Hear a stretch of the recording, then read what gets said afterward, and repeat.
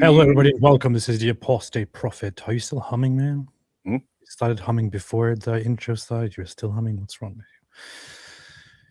you? Anyway, hello, everybody, and welcome. This is the Apostate Prophet. Yeah. How is everybody doing? I hope everybody's having a fantastic little day, or big day, or small day, or whatever size day you like.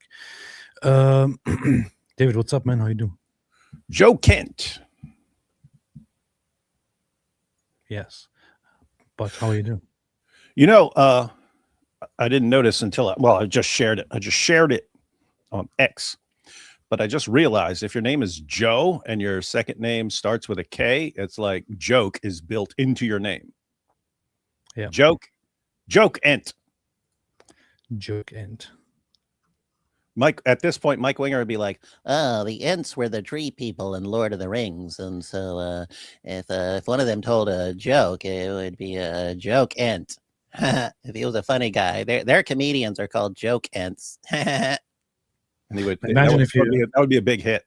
Imagine if your first name was Joe and your last name was Kerman. It would be like Joe Kerman. Joe Kerman. That'd be very nice. Mm-hmm. Anyway, with such wonderful insights, let's start the video. So, or the live stream. First, I want to welcome everybody to the most watched show on the planet among all the shows that are broadcast from this channel. So, Couple people posted Joe King, man. Joe King. That's funny. Joe King. Joe King. How did you not think about that? What's wrong with you? Nice. How did you Terrible. So a lot of bad stuff is going on today, man. It's just everything is always bad. Lots of bad stuff. You said bad stuff today? Bad stuff is going on. I've seen zero bad things today, man. Zero. No, well, today the day started with something very, very disgusting, which was a report came out, a news report came out, which I first saw Laura Loomer share. Then I had to verify it. What is AP worshipping Laura Loomer? Then I went to other sources and found other people share the very same thing. Then I saw the Charlie Kirk show, Andrew Colvett and his co-host Blake make talk about it directly because it came out right before the Charlie Kirk show went live, and they just got the news as well. And the news is basically that this Joe Kent dork that we just talked about, the former director of the United States National Counterterrorism Center, who just resigned from his position, saying this Iran war is bad and we're fighting Israel's war. Oh, wait, that's the same dude? Is that the same dude? Yeah, very same dude. I The very forget things. same I dude. forget things quickly, and so that was a dude who was like, "Oh, because," and then you showed stuff from like a couple of years ago. He's like, "We must destroy Iran. We have to crush Iran. Not even from a couple of years ago, but also just like months before before the war, he was actually going on shows and talking about how Iran is an existential threat, a threat to the United States, a threat to Israel, a threat to multiple countries in the region. They have directly threatened us, and that we have to be rough and go through and destroy the Islamic regime and all that. That's what he was basically saying. And then something happened over the last months during his while he was doing his job, and he suddenly acts like he never said those things. And Trump just started going into the whole war with Iran upon orders of Israel or something like that. And everybody's just pointing out, wait a minute, you are the guy who was literally begging Trump to start the war and to go after the Islamic regime in Iran. What happened? And he doesn't respond. It seems I never thought he was going to listen to me, man. It seems that somebody offered him some benefits or something like that. I don't know what exactly happened, but things are bad, man. Flip-flop, man. I would bet Candace and Tucker. Candace Tucker. I bet he was paid by Tucker and Candace to do this. Has he responded to these allegations we just brought up? Nope. Coincidence? Therefore, it was probably them. And notice how crazy it is, man. Notice how crazy it is, everybody. As soon as we talk about Candace, we have to say, I'm not suicidal. I don't want to be killed. My life is in danger. See, it's so crazy, right? Only with Candace is there such a case. As soon as we talk about Candace Owens, as soon as we criticize Candace Owens, we have to point out that we are in danger. Guys. Suicidal, that anything could happen to us at any moment. Only with Candace, because when you talk about Candace, you're immediately threatened. I want to say it now. I want to say it now. Guys, if I ever die, ever, 100% it is Candace Owens' fault. Most definitely. She's behind it. If something ever happens to either of us, if we ever die, it was because of Candace Owens. If I'm 100%, 90 years 1,000%, 1,000% Candace Owens. If I'm 90 years old and I die, that means it was Candace Owens' fault. Mm-hmm. You ever wonder why we can criticize anyone on the planet except Candace Owens? Because there's always a danger. It's messed up.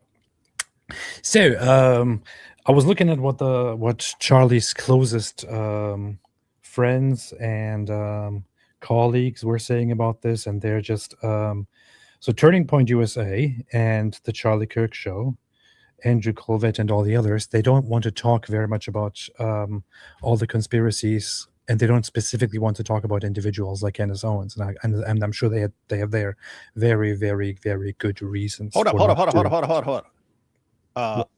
I thought I didn't pay attention to anything today, but I do recall I did pay it. I mean, apart from Jai's meme. Oh man, Jai's meme got over 1 million views already. Awesome stuff. It's blown up. Awesome stuff.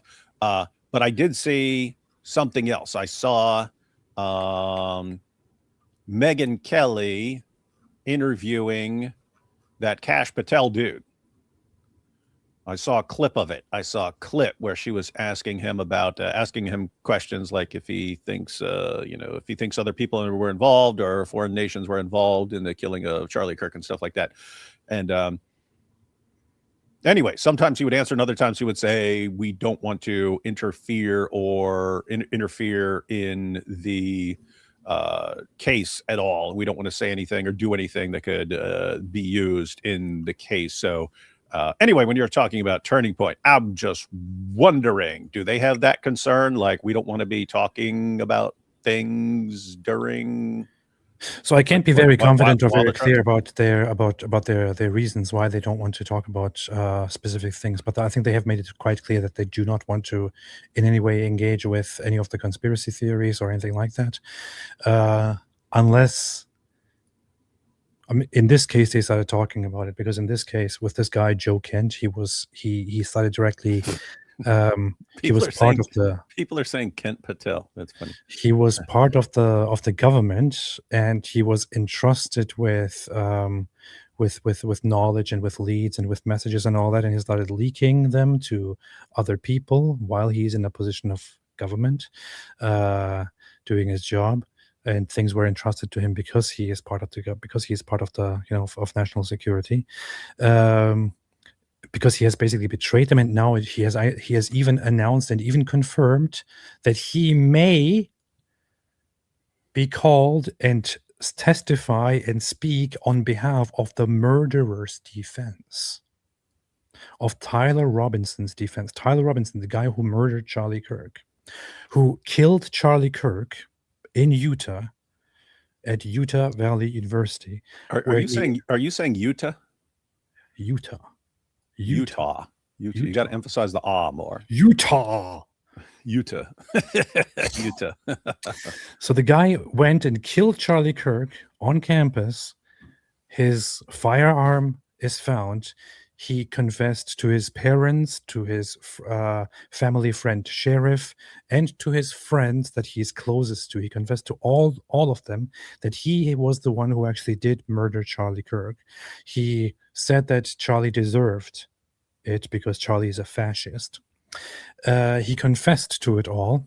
His parents turned him in together with the sheriff friend. We have him on camera. We have the weapon, which is his family rifle. We have his fingerprint on the casings, on everything. Everything is very clear. It was him, the guy who, because he's an absolutely sick lunatic, murdered Charlie Kirk. And now this guy, Joe Kent, wants to go and actually testify that some foreign governments may have been involved, and not this guy. In wait. You know what he's gonna? So you're saying he wants to testify? You're saying he wants to testify that it was foreign government specifically? He said that? Yeah. Or he just said he wants to testify? He wants to testify about foreign governments. Foreign governments. Hang on. Man, people still talking about that Kash Patel. You know, it's kind of confusing. You pick someone to what's he run? The FBI or something? The CIA? Yeah. What's he run? Kash Patel. Yeah, what's he run? FBI? CIA? What? It's a good run question. Something. What's he run, guys? He runs the FBI. Oh. Isn't that weird though? Yeah. Like you got a guy with like resting crazy face. Like he just like you got one eye that's looking right at you, but his other eye's like looking off at something else, and it's like why would you get someone? And I was thinking, like, why would you get someone with resting crazy face to run your organization? Then I was thinking, maybe you want someone with resting crazy face. Like you don't know what this dude's gonna do, man. David doesn't even know who what Kash Patel is in charge of. How embarrassing! I'm just saying, I know he runs something, but yeah. a dude with resting crazy face, that's pretty intimidating, man. You don't know what that dude will do. So, and by the way, yeah, since we brought it up earlier, this is the same guy that we're talking Since about. the Iranian this dude just looks like a freaking dork. Like, how is he in charge of anything? Radical jihadis essentially took over the government of Iran and Nick declared Fuentes. war basically on the West, but they also declared war on the vast majority of the Sunni Gulf states. And so what Kushner and what the Trump administration did was they came in and they said, look, you guys actually have a common enemy. Iran is an existential threat to both Israel. It's an existential threat to the oil producing Arab Gulf countries. And so that was the genesis of the Abraham Accords. So what they did was they basically said the obvious: no one's going to solve this. At least an outsider, a Westerner, is not going to be able to come in here and say, hey, here's the grandiose solution between the Arabs and between the Palestinians and between the Israelis. Let's isolate that as much as we possibly can, and let's create a pragmatic alliance. And that's what led to a lot of the peace and prosperity that we had in the Middle East. Now, again, here comes Joe Biden. Biden comes into office, and he does, I think, two things. He brings back in a lot of folks from the Obama administration who had bet their careers in foreign policy on reaching out to Iran. That was Obama's famous thing. If you extend your hand, if you unclench your fist, we'll extend our hand. And we did that. We entered the Iran deal. We gave the Iran access to billions and billions of dollars. And what did Iran do? They funded their proxies throughout the entire Middle East. We had already seen this movie before. Biden comes in and does the exact same thing. He brings back Blinken and Sullivan and the rest of the Iran deal guys. He says, we're going to reach back out. Trump got Iran all wrong. Iran had been pretty quiet for quite a while under President Trump. But then Biden comes in, they unfreeze a ton of money, billions of dollars going to Iran immediately. Iran does what Iran does. They immediately start funding all of their proxies throughout the entire Middle East, many of whom that we're paying for as well, through the government of Iraq, through the governments of Qatar, those types of things. But the Iranians are very smart. And they said, hey, how can we upend the Abraham Accords? Because the Abraham Accords was an existential threat to Iran. It was an alliance that was created that really checked Iran. So they knew they needed to light the Israel-Palestine issue back on fire. And so they gave Hamas a bunch of aid, and then they had Hamas conduct a very brutal and very public attack. The way that Hamas immediately put that brutal attack of October 7th all over the internet as brutally as possible, I think they had a lot of professional advice from the Iranian Revolutionary Guards Corps, their special operations guys, in order to get a response from Israel. And then Israel did what they had to do. They had to go in and defend themselves. And now they're going scorched earth on Gaza. And quite frankly, a lot of people in America are not comfortable with that. A lot of Democrats aren't comfortable with that. And we can critique them here from America, where for now it's nice and safe. But they're doing what I think any rational actor would do that's faced with a threat like that. But at the same time, they are playing right into Iran's hands by putting this issue back front and center. And so now all the Gulf states, all the former allies of Israel that we had just created, now they're in a position where they worry that they're going to get Arab Spring if they don't back the Palestinians. However, at the same time, none of them want the Palestinians to come into their country. That's why Egypt actually has a wall. We can't have a wall, but Egypt gets to have a wall that we fund to keep the Palestinians out. This is the same guy who nowadays suddenly made a complete U-turn on everything. Yeah, and acts like he never said any of this before. It's kind of fun. I think you mean did a Utah. Yeah. So this is less than a year ago, which would mean that he either didn't believe what he was saying right then. He understood he has to say this for some reason, or he was being paid to say this at this point. And now he's telling the truth about what he believes, or he did a complete 180 recently, in which case you'd have to say what caused the 180. Nowadays, he says stuff like this after something happened to him. He fell on his head. I don't know. Pattern recognition. Or 7,000 shekels from Tucker Carlson. POTUS broaches on de-escalation and negotiations. Israel takes action that escalates to war. Restraining Israel is the only way to stop this war from spiraling further out of control. President Trump can fix this, but he must act now. He's basically telling Israel not to do anything, telling Trump that he should stop the war, is completely suddenly totally anti-war. When prior to this, he was just he was explaining why we have to fight, why we have to do the job, while Israel has to fight Iran, and all that. It's just this guy went absolutely insane. And then today this happened. So Laura Loomer says it is being reported by Schellenberger, which we will check out in a second, by Michael Schellenberger, that Joe Kent agreed to contact Tyler Robinson's legal defense team, Charlie Kirk's murderers' legal defense team, and said he would testify in support of Robinson, the man who assassinated Charlie Kirk. I called it absolutely diabolical. I said Kent was aiding Tyler Robinson's defense and jeopardizing the trial. Joe Kent is so obsessed with blaming Israel that he's now aiding Charlie's assassin because he wants to push the lie that Israel killed Charlie Kirk. You can also actually directly listen to what he said, which I should have here somewhere. Hey, that would be interesting at trial. So this guy'd be up there like, Hey, actually, it wasn't that guy. well, so why is he still saying he did it? Well, he must be someone must be putting pressure on him to make him say this. But I mean, he confessed, and he had the gun. It's like, why would he do that? Well, because the Israeli lobby made him want to take the fall for it. It's insane, man. Absolutely insane. Absolutely insane. So people have been saying it's because his second wife, man.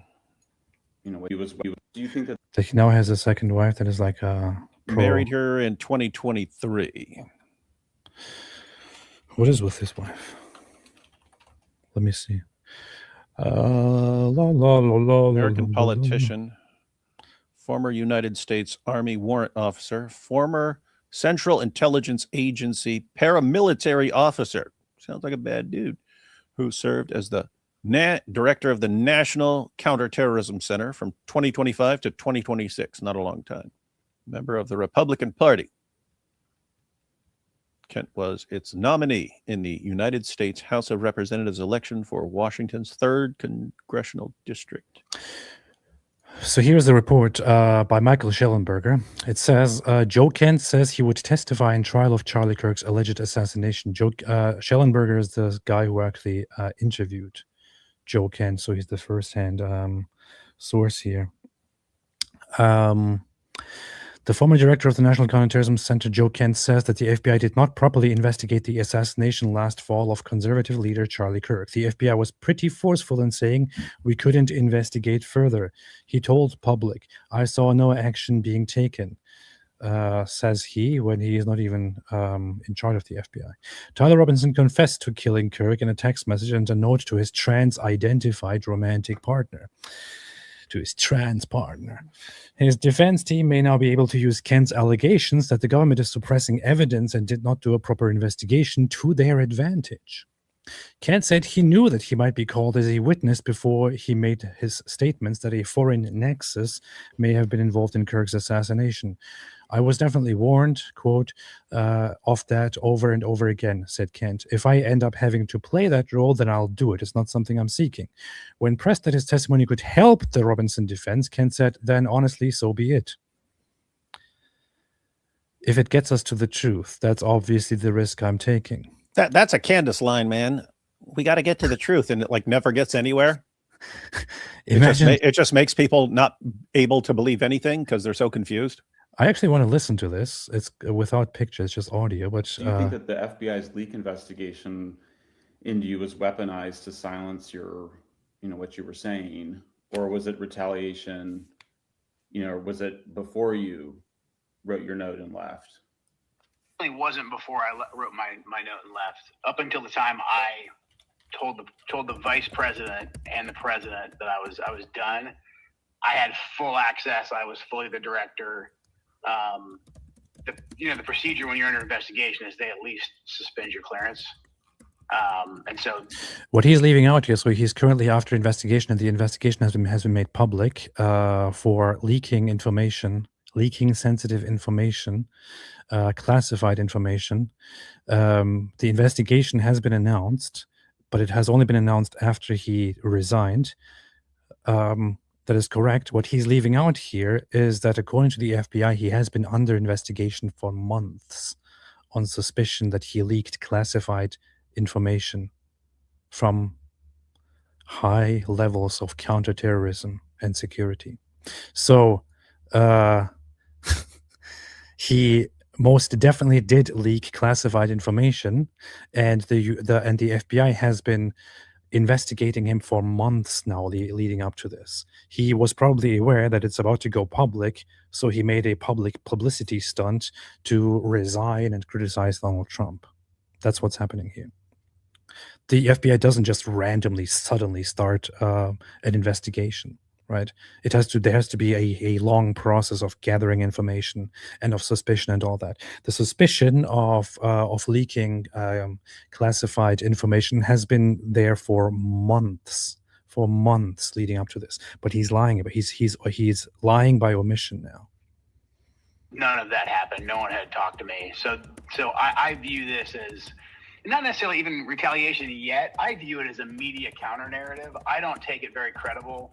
Because if the FBI was really going to come after me, they wouldn't leak it to a bunch of media outlets. But they leaked it at a time. I don't even think the FBI leaked it. I think like the White House comm shop leaked it to come out at the same time my Tucker interview was coming out. It just seems to me like more of a media counter narrative than anything else. Yeah, makes sense. And are you asking for? Do you want a Office of Inspector General investigation or a congressional investigation? What are your asks? I don't know if I really have any specific asks. Let me get to the thing. So, I mean, do you feel like can you just say, was it just sort of a kind of pattern analysis and speculation, or were you actually seeing like signals intelligence, financial records, travel data, intercept, something that was more concrete that when you refer to those leads, I think you said the decent amount of leads that came up? Yeah, I mean, I would just say almost all of the above, because I don't think we really even got very far. And so I can't say that, like, hey, there's this one thing that I think is hotter of a lead than another lead. We had a decent amount of leads because there was a big crowd there that day. Charlie had an international following, right? So we were just at the very beginning of doing basic investigatory work on foreign leads. So I can't even tell you on or off the record, like, hey, this one thing. There's a couple specific things that I would, if I were put back on the case, I would start looking at immediately because I think they require attention that I can't get into. But just do. Let me just translate what he's saying here. He thinks that there may have been foreign government involvement in the killing of Charlie Kirk, that some foreign government may have killed Charlie Kirk, but he can't actually give any credible evidence, or doesn't actually have any proper evidence for it. All he says is that we didn't pursue enough leads for that. Well, I mean, as a non-FBI guy, I can say that there may be good reasons for that, such as that the evidence is overwhelming that it was done by this guy for specific reasons, and there is therefore no further need to investigate anything else, and there is no proper credible evidence that there is a foreign government involved. So the evidence for this guy Tyler Robinson doing it by himself is quite overwhelming. That's it. This guy doesn't actually have any knowledge. He doesn't actually have any knowledge at all. But he wants to suspect now that a foreign government may have killed Charlie Kirk. And just because of these suspicions that he has, which he now shares with people like Tucker Carlson and Candace Owens, he even is ready to corrupt the entire court process. Doing the basic, I would say, curious investigator work 101. We didn't get started on that, or we had just gotten started and we kind of got waved off. Okay, and so he doesn't actually know anything. That's what he's saying. And had you seen anything on any specific foreign country? Not foreign country specifically. Our goal was, our purview was foreign, period. So that could be foreign countries, foreign businesses, that could be foreign individuals. I didn't have any, like, this one country was heavily implicated, etc. There's some that have already been in the news that I don't want to point to give them more or less credibility. So yeah, I mean, yeah, there were still more foreign links, I think is the best way to put it. And then, so nothing, just to address the speculation, nothing specifically on Israel. No, nothing specific on, like, the state of Israel. No. And nothing specific on, like, Israel cutouts or. It'd be speculating for me to say yes. So no, nothing specific on that. Again, like, there was foreign leads that we needed to run down still that has to be looked into. Okay. I mean, I was just trying to figure out if it was just, like, in other words, it sounded like from the interview that it was just kind of like, Charlie had warned against the war. He had. This is very funny. He's not even pointing at a specific country. He's not even pointing at what kind of foreign power on behalf of which country did something. He's just speculating that foreign forces may have been involved, and he's making a big deal out of that. Imagine being willing to testify and having no clue about anything. Like how would speculation be relevant to a trial, right? Like, they're like, okay, is this the weapon? Does it match the bullet? What's the evidence here? And he's like, well, I've got, I think aliens may have been involved. Okay, it's possible, but, like, what evidence do you have that that's the case? Well, we haven't pursued the leads that that point at aliens possibly doing that. Extraterrestrials has been mentioned, and the FBI said we will not investigate it any further. We shall not put any efforts or resources into that, and that just makes me feel very suspicious. So I want to bring that to the table and explore the possibility that extraterrestrials may have killed Charlie Kirk. That's what I'm saying. You could take any, like, murder, right? You take this guy murdered this woman here and then confessed to it. And you could have all that. And then someone, well, what if a bunch of foreign actors were involved? Well, yeah, maybe. What evidence do you have that that is actually the case here? Well, I don't really know anything, but, you know, I'm willing to testify to that effect, that that is a possibility. Yeah, I mean, that's weird. Well, Hey, you know, it's weird. This dude's kind of like a weird, like flip-flopper. So he supported George W. Bush. Then from 2012 to 2019, he was libertarian. He's libertarian, supported them, then became a Democrat from 2019 to 2021, voted for Bernie Sanders, then switched to supporting Donald Trump. And Trump has this issue that I think is going to may blow up more down the road, but he picks people like based on like who had his back in some way at some point, and he picks people like based on loyalty and not realizing. So I mean, someone might be totally loyal to you and have some issues. Might have some issues that emerge later on. But anyway, so Trump, it was Trump who made this guy just last year. Gave him his important position in counterterrorism. And then now this dude has flipped again.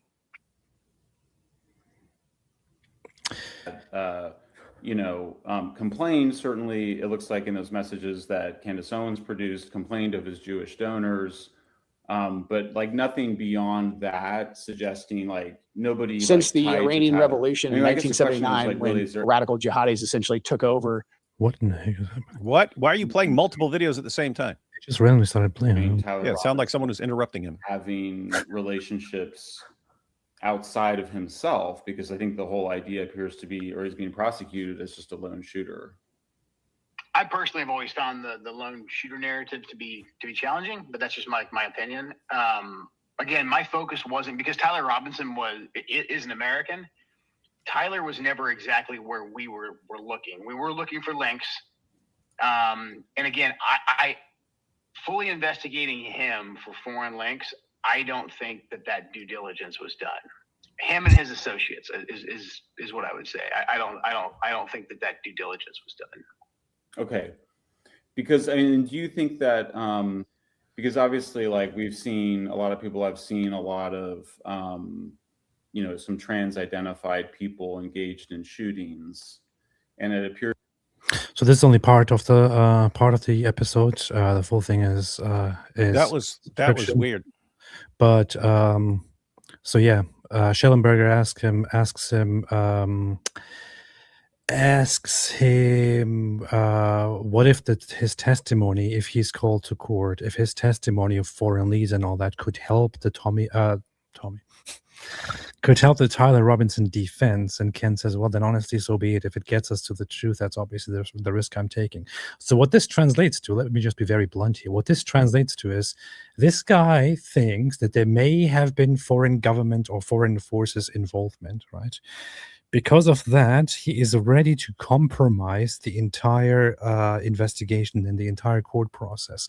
So it is quite clear to him that Tyler Robinson is actually the guy who killed Charlie Kirk.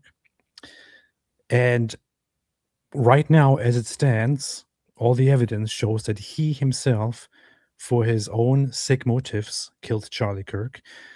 But this guy, just to make the point, well, there may have been foreign involvement, would risk helping the murderer of Charlie Kirk get away.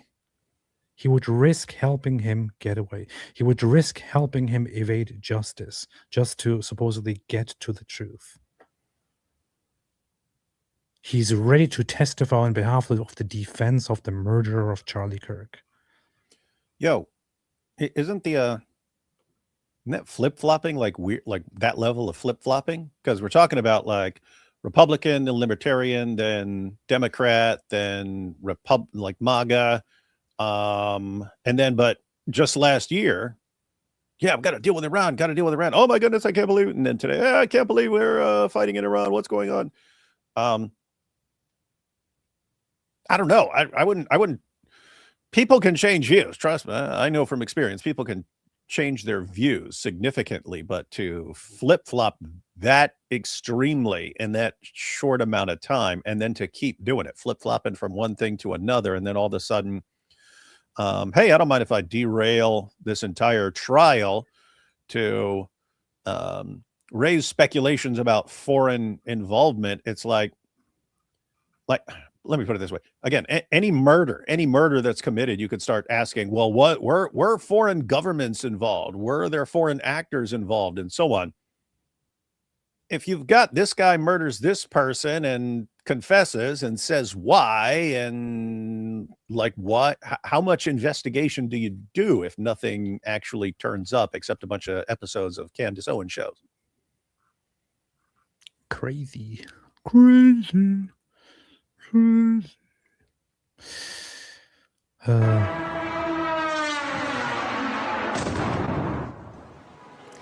This video footage shows a 17th century church, part of a UNESCO World Heritage Site in Western Ukraine, coming under attack during the daytime raids.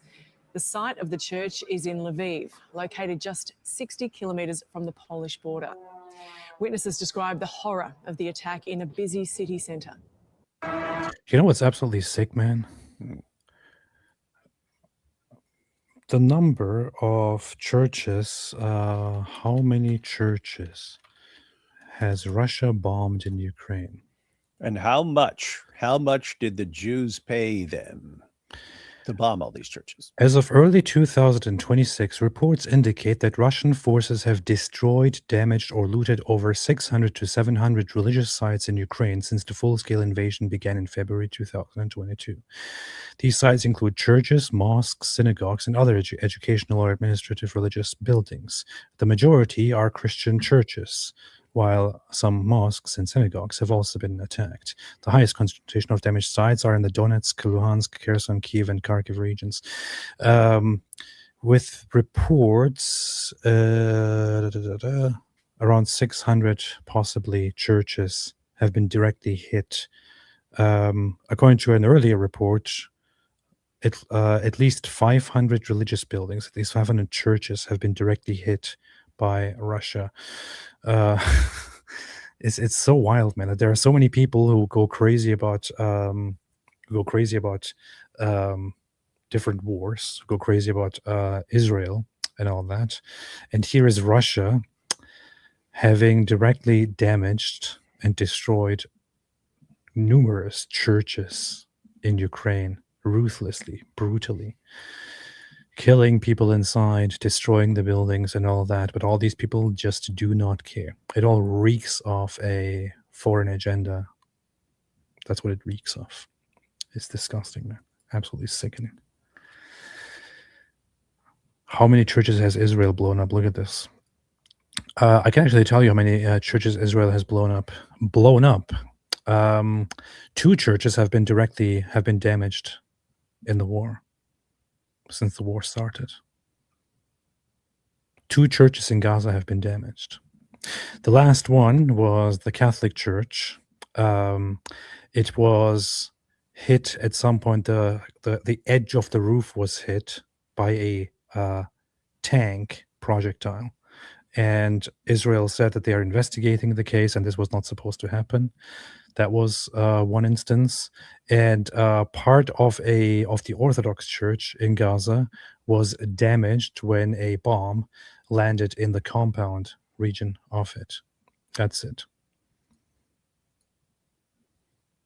Meanwhile, Russia has destroyed or damaged over 500 churches. But people want to focus on Israel. It all reeks of a foreign agenda. That's what it is. People never want to talk about the truth, never want to talk about the facts. If you want to talk about something evil that is completely anti-Christian happening right now, talk about Russia. Talk about Russia. Nathan Livingstone says, evidence pointing to Tyler Robinson as Charlie Kirk's killer. DNA evidence. DNA recovered from multiple items tied to the crime, including trigger and components of the Mauser rifle, the towel the weapon was wrapped in, fired and unfired cartridge casings, a screwdriver left at the rooftop position. DNA evidence.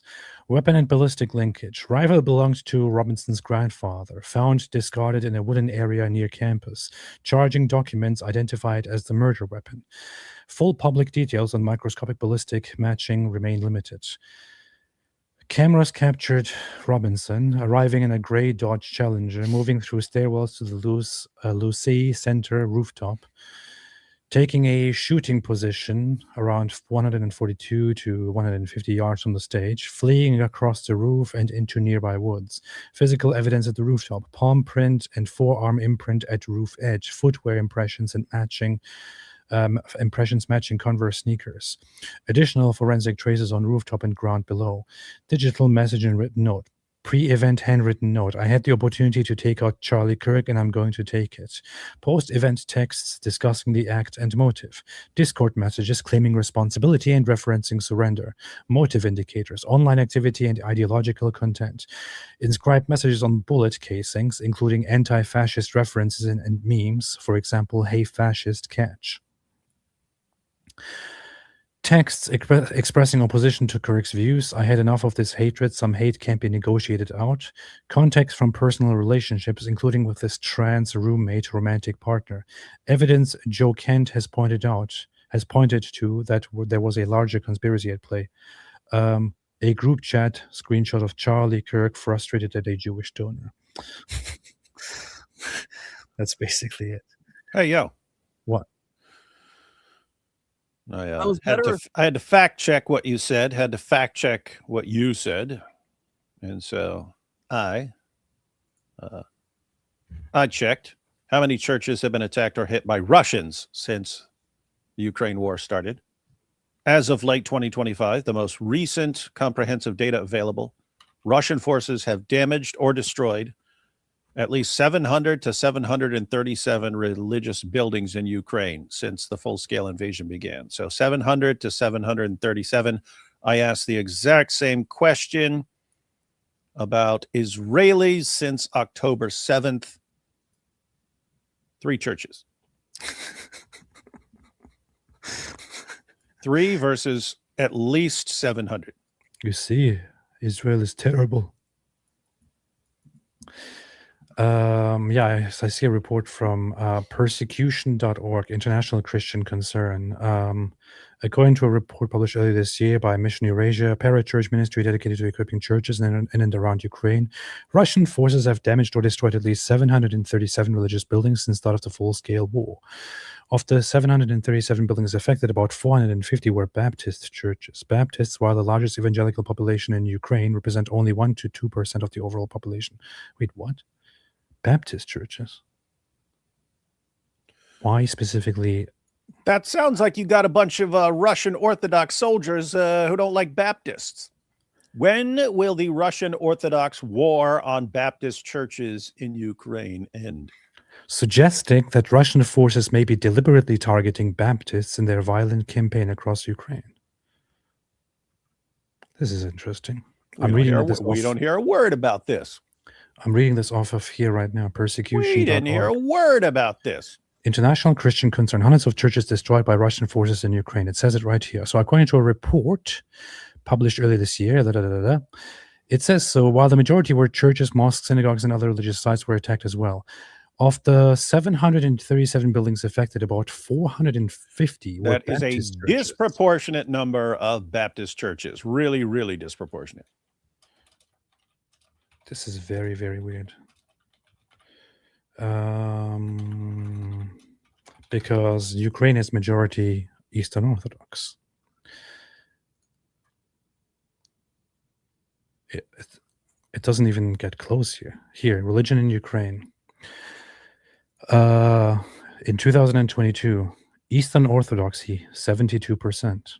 Catholicism, 9%. Yeah, Protestantism, all Protestant, 2%, and yet over half the churches attacked were Baptist, which would be a subset of Protestant. I really wonder if it gets into the detail of how many Baptists there possibly are. Protestants make up 2% of the population of Ukraine, with the strongest concentration in Western Ukraine. In the country, Okay. In the country, there are communities of Baptists, Pentecostals, Charismatics, Evangelicals, as well as Lutherans, Presbyterians, and others. There's also a Carpathian Reformed Church, and so on. There are several Pentecostal. As of 2016, there are 2,973 evangelical churches, 2,853 churches of the Baptists, 1,000 Seventh-day Adventist churches. I really wonder what kind of churches the other churches are now that have been destroyed. This is very, very strange, man. This is very, very strange. Very, very strange. Baptist.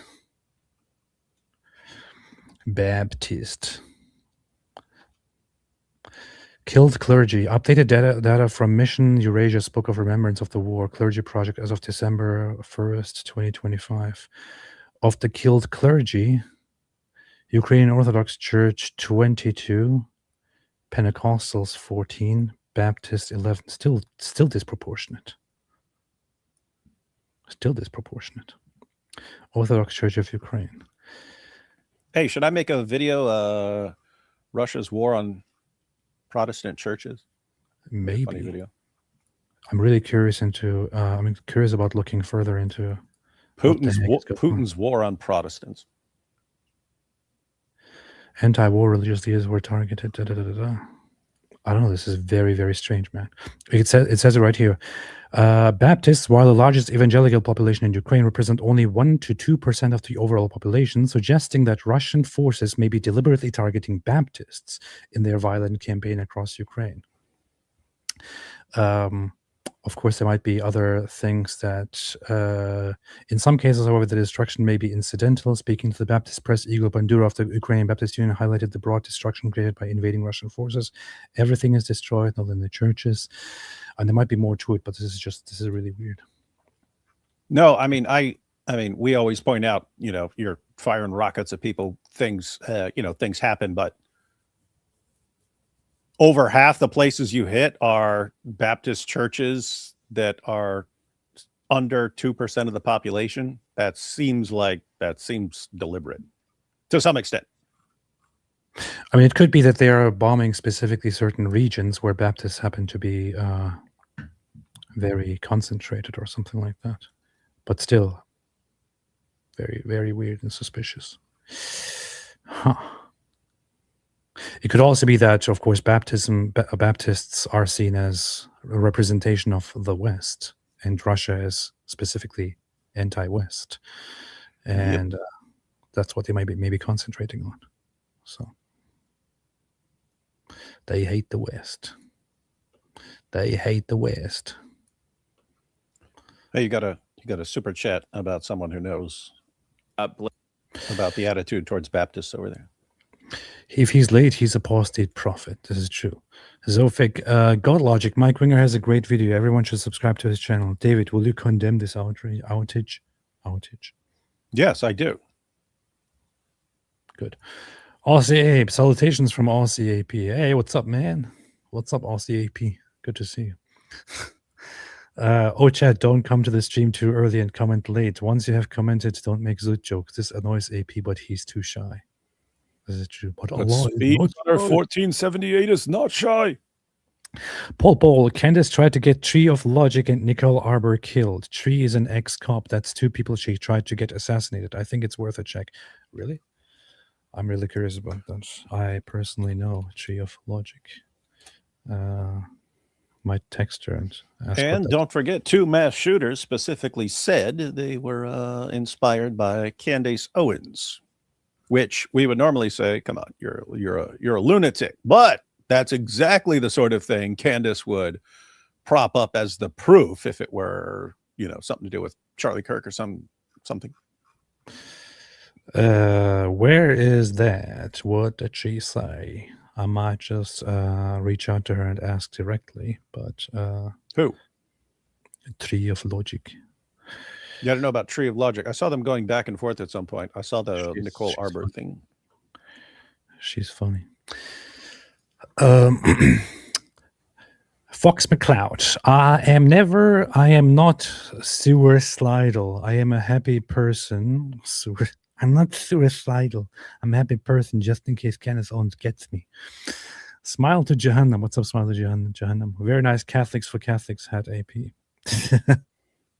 It is crossexamined.org, which is, by the way, completely unaffiliated to this channel. It has nothing to do with the content that I'm making. I just happen to wear it because...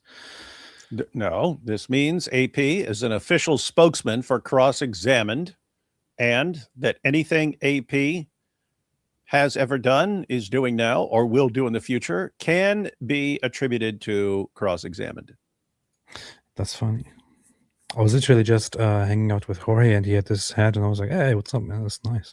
So I put it on my head, and he was like, "Hey, kid, keep it. Go have this hat on you when you go." There's no way he said it like that. He was like, "Hey, you like that hat, man? Yeah. That's Take it, Cholo." He's right here, right? Jorge, what's up? How you doing?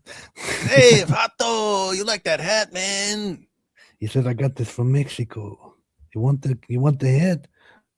This Yeah. the Yeah, uncut, yeah. this the uncut hat, man. This is uncut. This is the pure stuff, man. Jorge is our friendly Mexican friend. look, look, he said, "I'm not even Mexican." I know. That's what. That's the funny thing. Weird how sensitive these guys are. It's the funny thing. Jorge is Colombian, but David always jokes about how he's just kidding. He's actually Costa Rican, but David always jokes about how he's Mexican. So apparently that's very funny.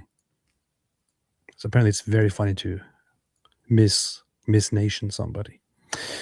Well, it's funny. I mean, because think about it. People have been saying I'm Mexican for a while. You don't see me. Getting all bent out of shape over it. I embraced it. Rolled with it. Based. Rolled with a sombrero. Unlike Some you guys, maracas. I'm a pure, proud American. Dolus Rome says, "Can you testify Mike Winger is a nerd?" I will never do that. Total Kit nerd. Kat, of Nerd- course they're defending nerd him. king. Shocked. Paul, Kent wife works for Max Blumenthal. Max is son of Clinton Democrats, deep state. He pro-Russia, pro-Iran. Wife is a Muslim, ? Tucker is son of CIA agent. I mean, if she does work for Max Blumenthal, that would explain a lot. Max Blumenthal is like one of the worst people in media. Ali Al-Ramel, Candace and those of her ilk are changing their tune for money, not the truth. It is sickening. It is very sickening. Yeah, I have to say, I mean, just think about how like people like completely flip-flopped on every like major issue and stuff. And it's like all these people just flip-flopped around the same time. That seems weird. Very weird. Much love from Florida, said Sto. From this Israeli-born and raised Israeli-American Jew. You see, this is the proof that this show is being paid by Jews. You're my favorite duo to watch on the internet. Keep up the great work. Thank you. I appreciate that. Hey, someone asked, is David Sagata a real person or a character? No, that's a real person. They just think that's me. And it's funny. So he was apparently at the same address at some point, or there's just, I mean, I don't know that that's the case. That's what they, that's how they concluded that I'm actually David Sagata. But yeah, he now lives in Wisconsin, and so they still, yeah, they thought that was me. They don't think that anymore. They figured it out. But yeah, that was their awesome reasoning. But yeah, no, the point is, yeah, there is a real David Sagata that they thought is my real name.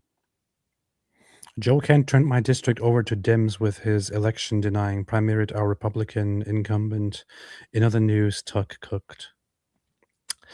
Tyler said vehicle that proves it was Israel who did it. Says Candace. And that was some seriously messed up stuff, right? When she said, look, in his letter, he said vehicle, but here in this old video of him talking about an accident, he said car. You see that? And then like in that same clip, he says vehicle. Beast. And they left that part out and then used that as proof.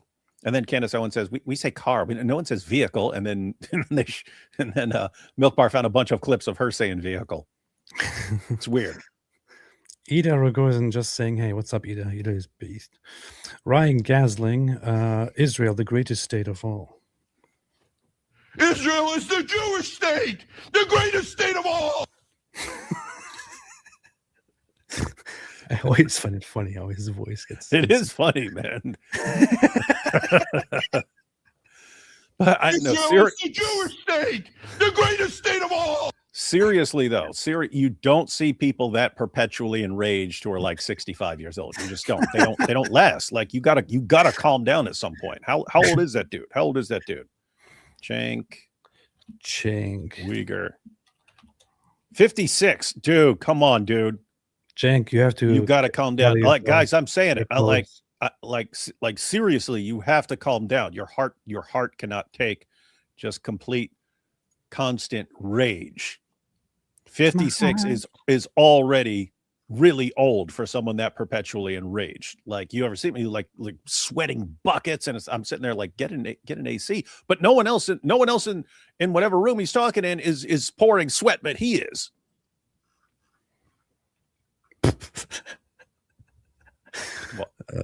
That reminds me that I made a meme at some point with them, with him screaming, and Alex Jones and Candace Owens,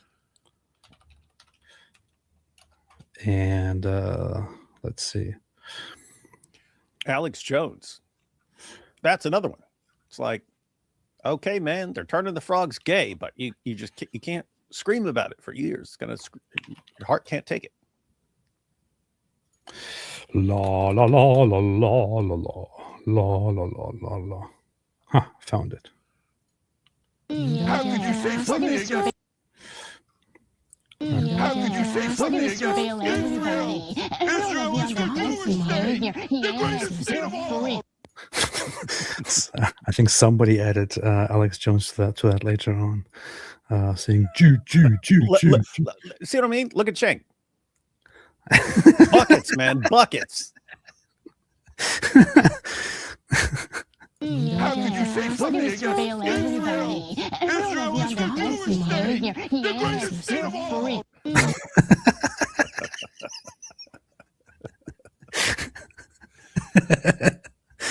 These people. Biscuit V says, Biscuit TV, Russians consider Baptists as a sect. I personally have heard blood labels on Baptists when I was a kid. Blood libels, you mean? Or when I was a kid. Really? Did you know that Baptists are drinking the blood? They're using the blood of Orthodox Christians. I mean, it does make sense. So the whole emphasis on baptism, Baptist, what does it mean? It's all about fluid. It's all about doing something with fluid, right? They care a lot about ritual. And they baptize babies in Orthodox Christian blood. On the surface, Baptists might seem like they just, baptize people and preach stuff. But what actually happens is that they kidnap kids and then, of course, kill them. And then secretly, after the whole water baptism, also use the blood for baptism. Clearly. And I mean, think about it. Think about why these Orthodox would be so enraged at the Baptists. They know that goes back even further than the Orthodox Church or the Catholic Church. Why? It goes all the way back to John the Baptist. So we can trace that all the way back. And what happened to John the Baptist? He was killed. Blood. By Russians. There you go. AP is lying. Baptists eat fried chicken. You see, I haven't seen any proof for that, so I'll dismiss it for now. Timothy Freeman, it was John the Baptist, not John the Latin or Orthobro. AP, what happened to your Spotify? David, please upload to Spotify. Sick of your YouTubes. I was seeing these comments that said, AP, your Spotify has been removed. What happened to your Spotify? And I was like, I saw that too. I saw people were messaging me. What happened to AP Spotify? what's Spotify? What are people talking about? Then I was checking my email history, and it was telling me you haven't logged into your Spotify account in so many years or months, so we are deleting it now. And then it has been deleted, and then I'm like, what's Spotify? My music is all there. And then I realized, I think I opened at some point a Spotify podcast account, which was automatically mirroring and uploading our my videos here, my streams here directly on Spotify. But I completely forgot about it and didn't use it for the longest time. And because I didn't log in there, Spotify, due to inactivity, deleted it, or something like that. I'm not even sure why they would do that. It's like, that sounds like a very old thing to do. So that's apparently what people mean. I'm not sure. Is that what you mean, Timothy? What's Spotify? Is that music or podcast? It used to be all music only, but now it's like podcast and even audiobooks. Is that's where Joe Rogan went for a while? Yeah, that's okay, where Joe Rogan is. Still. Why don't we do a show on Spotify? This boomer doesn't know what Spotify is, man. I do. I knew it was like another platform and stuff, but like, is there a reason to be over there? Because someone's obviously saying, "Hey," so this person at least checks Spotify. So Spotify. That sounds like something like Diha Al-Kalbi did to Muhammad's garments. You know what I mean? Like he's always covered in the semen. Like he Spotified him. I personally never use Spotify for podcasts or books, but I know other people do that. I know of other people who do that. I know that other people who do that. You said I did. I personally only use it for music all the time, actually, but I've never really used it for podcasts or audiobooks, and for some reason, lots of people do. So I don't know. We should do a podcast there and see how keep up like a once a week podcast and see how it goes. No, you could literally just put your podcasts or your episode from here just over there, and that's it. That's what people want to listen to, because it's easier to listen to. Who's going to watch us? It's easier to listen to because it's just a listening app. Actually, now it also has a video function, but it's primarily listening, and it's not as annoying as YouTube to keep on your phone and all that. So it's funny. I'll get a message, and someone has asked me to do this show in Las Vegas that other people have done, apparently a big show, and he messages me and said, yeah, so anyway, I've been talking to you, let's continue our conversation from Instagram. Like, I've never been on Instagram. And he's like, yeah, we were just talking about setting up this show with you. Like, on Instagram you were talking to? Yeah, I was talking to you on Instagram. I've never been on Instagram, dude. Anyway, but no, lots of people tell me, David, I was talking to you on Instagram. Hey, why aren't you responding to my message on Instagram? Like, yeah, I've never been on Instagram. Apparently there's a fan page that is just like David Wood or something like that, and then everyone thinks it's me. There's also an apostate prophet profile on Instagram. I think it sounds very official in their name, and they just use a picture of me, and I'm pretty sure they also post like my latest stuff. But it seems that, I mean, thanks for doing it. I have nothing against it, but people seem to understand that it's actually me, and it's not. It's not. I am on Instagram. I do have an account there. I do have a profile, but I barely ever post anything, and that is called Real Apostate Prophet together. A Real Apostate Prophet. Sometimes people tag me when they upload something and I just approve it. That's all I do. Post things there very, very rarely. I started this whole social media thing with Instagram many years ago, before I started YouTube. That's actually how I started out this whole apostate prophet stuff. You started on Instagram. Then I got permanently banned. So I got really pissed at Instagram and don't want to return there. Oh, gosh. Yeah, it sounds like a typical Turk move. Yeah. You mean the platform that everybody uses in the world? Milk Bar TV interviewed Tree and talked with her about it, and Tree has a full video compilation on her channel where she details how Candace tried to kill her. Really, I gotta check that out. We've got to check that out, man. We might need to do some shows on this stuff, man. Maybe she'll join me live or something. Yeah, you should. Tree. Hey, you should message her and that other chick, the other one you just mentioned, the blonde chick. I don't know her. I don't want to know her. Yeah, worst case scenario, you say, hey, we're going to do a show with you and Tree. Do you want to join us? Worst case scenario, she says, no, you're a loser.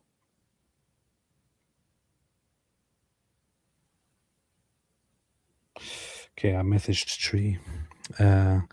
What's her name? The other one, Nicole Arbor.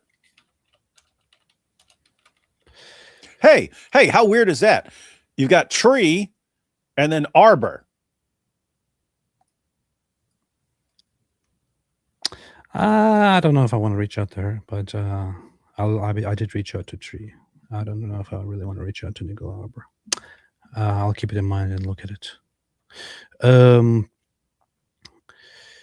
Milk Bar TV. Yes. Anyway. Hey, no, this look. What? I'm saying we can start the conspiracy. Tree of life, and then arbor. Arbor, a structure of trees, shrubs, or vines. Huh? No. Huh? No. Come on, man. Come on. Do the math here. No, there's not a coincidence. What's really creepy is my name is David Wood, so I'm next. We got to preempt this, man, or I'm gone. Nicole Arbor used to be okay, but she did some sketchy stuff. I don't know anything about her, but just looking at her profile, it's like I don't want to say anything negative about her. It just seems like a circle that I would not like to very, very much be associated with. That's what it looks like, and that's the most I can say. Young Koos the Great, you two are awesome. Good night. Thank you. You're awesome too. Now I feel bad that I said it because I have nothing against her. Maybe she's totally cool and all that. So it's just an impression that I have. John West, a Santa at NASA. So take anything that I said about her as me just ignorantly giving you my first thoughts. A Santa at NASA is the same forwards and backwards, proving NORAD is Allah's messenger. A Santa at NASA. What's funny is as soon as I saw a Santa at NASA, I was like, that looks like the same. Is that the same backwards? A Santa? Yeah, it is. And then I finished reading, and then they were pointing it out. Keep in mind, that was Ali Dawa's main evidence that the Quran is from Allah. The Arabic word for orbit is a palindrome. The Arabic word that predated the Quran is a palindrome. And this was a miracle of Islam, according to him. Based. Immortal Beings that love the hat AP. Frank Turek is amazing. Frank Turek is awesome. He's pretty based. Pretty based. So the funny thing is, when I was an atheist, I thought Frank Turek. No, man, I would probably debate Frank Turek or something at some point. And then I even texted David at some point and asked him if he could ask Frank Turek whether he would debate me. So then I forgot about that. Then later on, I became a Christian. And then I connected with Frank Turek because of Charlie Kirk, because Frank and Charlie were close, and Frank came to me and talked to me about it. And then we started talking and all that. Then he invited me on his show, and we were talking on the show.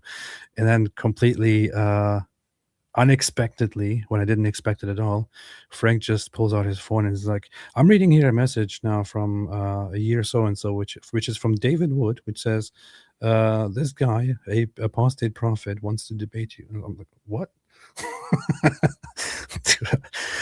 That's pretty embarrassing. Pretty embarrassing. But yeah, Frank is awesome. I love that guy.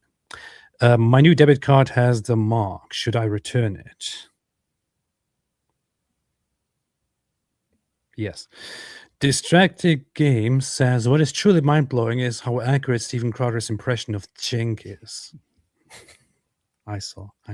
That was hilarious. That was classic when he showed up to Chink's event as Chink and started yelling at him as Chink, but it's Chink versus Chink. Oh man, that was funny. AP, I think Frank would have destroyed you in that debate. You see, he would have humiliated you. To be frank, I think so too. What is truly in Russia, Baptists are the new Jews. Seems like it. Aussie Abe, Israel got to AP Spotify. Okay, guys, Israel. It seems like Israel having your streams uploaded to Spotify was great because it allowed me to download it and I could listen to your streams in snippets wherever I was without using my data. David would do Spotify enunciation. Why did you add the word enunciation at the end of it? Seems very cryptic. Paul, if you want to get Glenn Greenwald, he's involved in WhatsApp politician blackmail. Brazilians are trying to let American know about it on X. Nice. We'll check it out. Apparently, John Cleese is going full anti-Islam on Oh, X. I've noticed. Some of the stuff he's been saying makes him sound like Crusader or Richard Leinert. I just saw Carl Benjamin was talking about it, I think, but I didn't really get to. Let me check that out. Actually, let me see what Carl Benjamin said about him. Carl Benjamin. I just saw a thumbnail. That's all I saw. I didn't. Where was that? Where was it, man? Sargon of Akkad. What's their channel called again? Lotus Eaters. John Cleese. Yeah, Akkad Daily. I see it now. Let me see. Before we begin what I am expecting to be one of the most entertaining videos I've done in a while, we have a live event on the 11th of April in Swindon. Get your tickets now. I'll leave the link in the description. Oh, get your tickets now. Get your tickets now. But I really want to check out what happened to you. John Cleese's personal. Is that how you say his name? Cleese? Yeah, John Cleese, Monty Python, man. I know, but I don't know how to say his name. Complaining. Well, it never stopped you before. As the 4chan green text goes, saying, well, you know, we could just lighten up a bit. Maybe we could loosen the rules a bit. Maybe we could make her an infamistically. Cool. Very nice. Looking at Trump and going, oh, God, no. But what I find really interesting is that, as you can see, this is his timeline. You can see what he's reposted here. John Cleese reposted, Rupert Lowe, would you like to see me as the next prime minister? Rupert Lowe's video has done a real number on John Cleese. When he came out and said, look, this is going to be very difficult, it's going to be extremely painful, but it's what must be done to restore Britain, John Cleese was like, this is it. Part of our cultural life. And got a lot to say about this. So I thought we'd just go through a few things. I mean, you can see that he's reposted here. Shabana Mahmood saying British Muslims are an essential part of our cultural life. And he's retweeted Gareth here saying, how can they be essential when they are 6.5% of our population, but are responsible for 97% of terror deaths since 2000, 84% of child gang rapes, 75% of terror threats, 18% of prisoners, 6,000 female genital mutilations a year, 1.5 times birth defect rate, 48.6 of 1664 not employed, and 27% in social housing. So, well, I mean, I guess it's what the Labour Party means by essential, really, isn't it? This is actually a very significant thing to retweet, man. Like a very. Oh no, dude, he's been going off way more than that, man. Way more. Oh. Like I say, like over and over again, he's blasting away. And I have to say, this wasn't completely new for him. So he's not an atheist. He believes there's something. So he'd be like in the agnostic category. He believes there's something out there or something like that. But I saw him probably like maybe 15 years ago or something like that. He was on a talk show and they just mentioned London. He goes, yeah, well, London's no longer London. And he was talking about how London is just a completely different place if you go there now. Nice. And he was clearly talking. He was clearly thinking of Islam. Yeah. He's saying we must grow and take over the whole UK. Well, John Cleese is like, well, is their confidence justified that we'll take over Britain, or is it just the extreme confidence of the really stupid? And that's one of the more tepid, polite, toned down tweets that he's had about Muslims and Islam recently. Mm-hmm. Here's another one. Palestine is ours, not that Spain too. Rome will fall to Islam. We will rule the world. Sadiq, which is his favorite Muslim in Britain. Could this be making infidels anxious, or doesn't that matter? Well, I mean, it doesn't matter, obviously. Sadiq Khan is hardly neutral in the question of Islam, considering he spent his youth as a lawyer defending jihadis of British values. So, no, I don't think he's that bothered about it. Here's Mamdani saying he's getting hateful messages for being a Muslim. Maybe if the Muslims stopped threatening to kill infidels, that would help. Dude, this guy's going hardcore, man. It's nice to see. He is. I mean, it's John Cleese from Monty Python, man. I know. He even I just saw. I'm going through his timeline. I see that he reposted this. Islam. Dude. I mean, Hey, that is literally it's just a scratch guy. I've got the t-shirt. I've got the t-shirt of the Black Knight, man. I know. That's John Cleese. I didn't know much about what he does with all this stuff, but he seems to. He posted, compatible with. No, he started going off, man. The question is macro Islam compatible with Western values? Macro. Of course it's not. There are three major reasons why. Islam does not believe in freedom of speech. Islam does not believe in freedom of religion. And Islam does not believe in separation of mosque and state. Those three things are antithetical to the West. In a Muslim majority country, most Muslim majority countries, you cannot criticize the Prophet Muhammad. In most Muslim majority countries, you do not have the same robust freedom of religion protections. And finally, whereas we in the West are very careful to try to intermix religion and state, they are commanded to actually go into the state and try to change the state to be more Islamic around the core pillars of Islam. And the last thing I'll finally say is, I cannot see a single Western country that has become more Islamic and has become a better place to live, that is happier or freer. By what metric? Just happiness, quality of life? Everything from quality of life, from culture. He was great, man. He was great.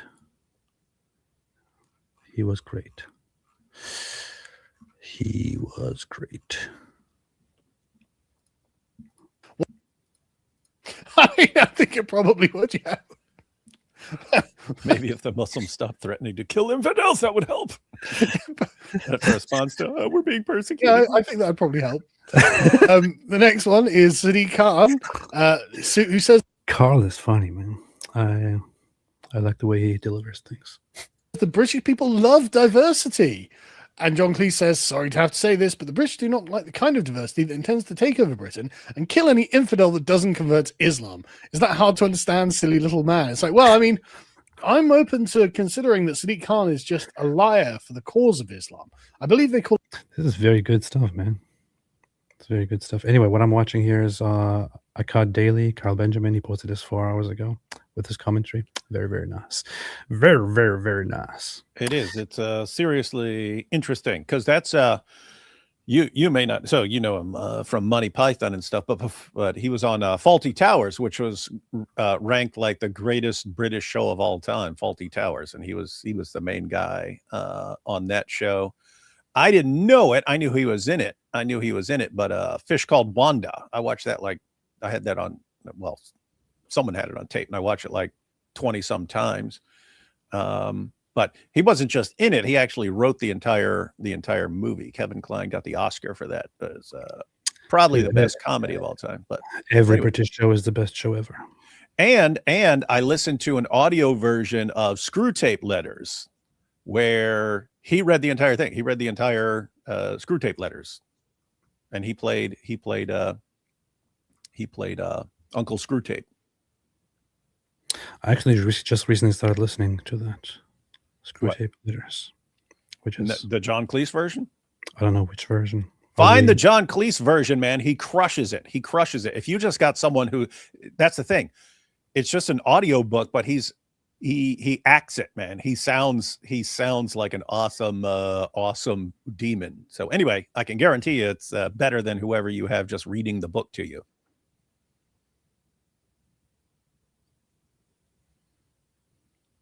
Narrated by some guy named Ralph.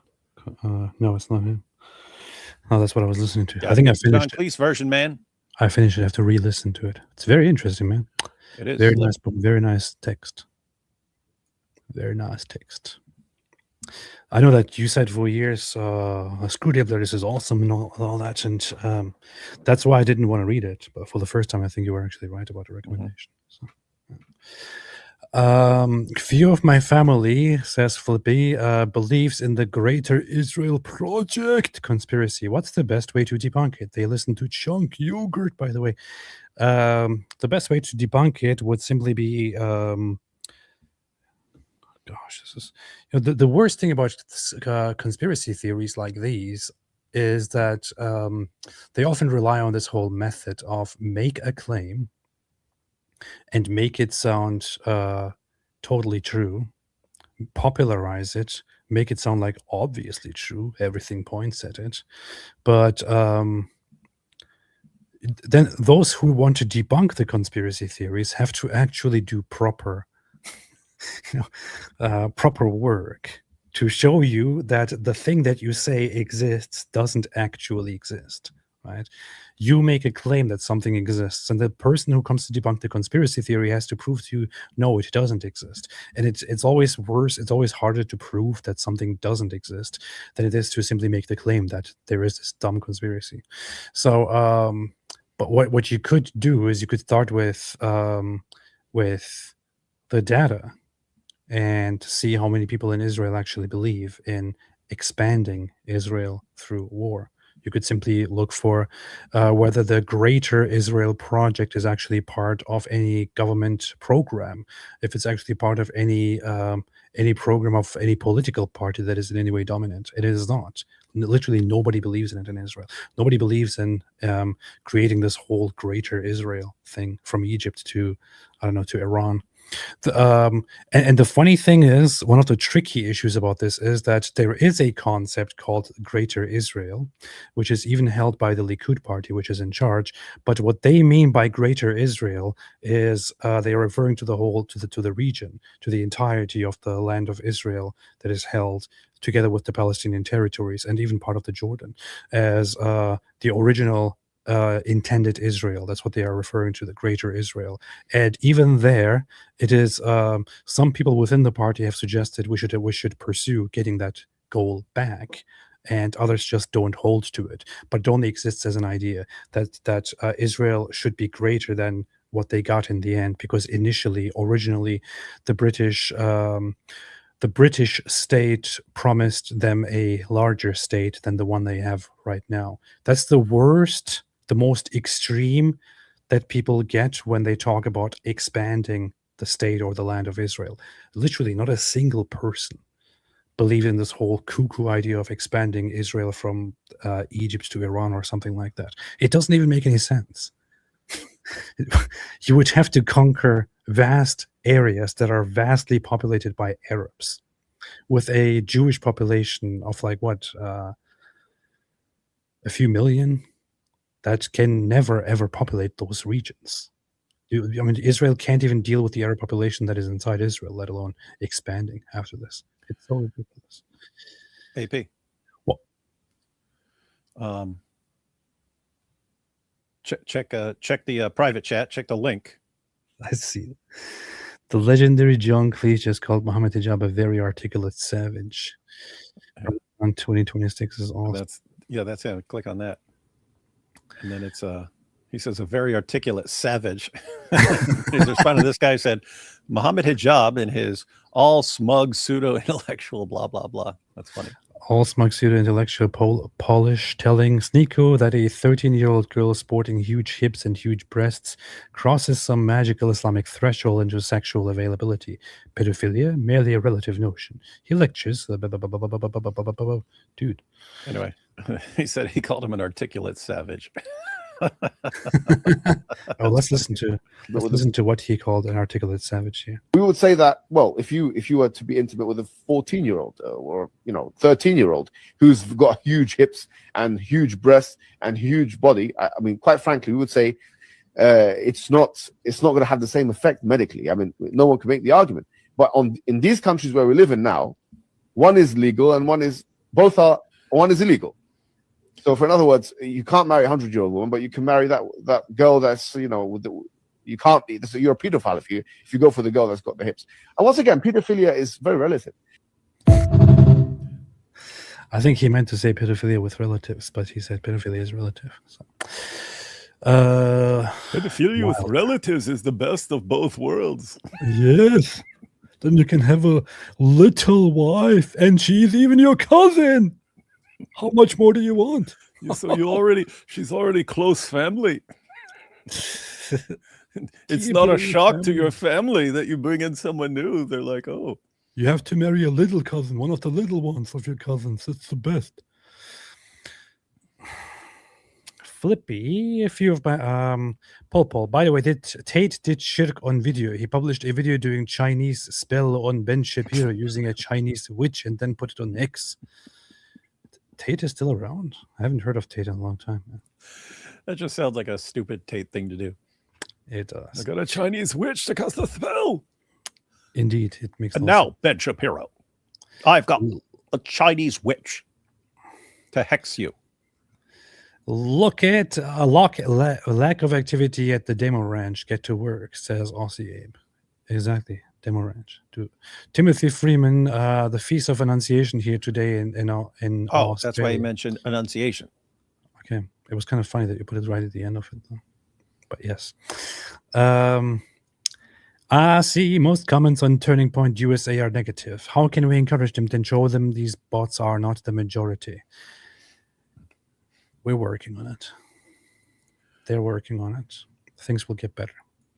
There is a lot of vile, evil behavior by Candace Owens and Tucker Carlson and others who are attacking everything that Charlie valued, attacking the good stuff. The vile behavior is causing so much evil. It's going to get better. It's being worked on. It's going to get better. People will understand. Noel, Baptists don't baptize babies. Show us what you know. Did I say babies? I was saying it, but in blood, in the blood of Orthodox. We know that Baptists don't baptize babies. Yeah, I know. Maybe Noel's joking. Or did you take a joke too seriously or something? I don't know. Yeah, maybe Noel's joking or took our joke too seriously. You're taking a joke a little bit too seriously, it seems. Because we also don't think any of those things about Baptists, especially not David. David loves Baptists. And I do too, but not as much as David does. So, my grandpa called me Flip. Yeah, this person saw it. So John Cleese is in there, and then Michael Palin, who's also in Monty Python, is there, but he has a horrible stutter, and it had great characters. But Kevin Kline, he won the Oscar for playing Otto, who is an ex-CIA dude who's a complete idiot, but he's awesome at everything he does, even though he's a complete idiot. And then Ken, who has a horrible stutter, is coming at him in a steamroller, and he starts cracking up laughing, going, "Hey, it's Ken coming to kill me!" He's cracking up. Anyway, it's Ken coming to kill me. That's classic, man. Nice. So some people say Noel was joking. If so, I'm very happy. I'm very pleased to hear that. Baptists don't bathe their babies.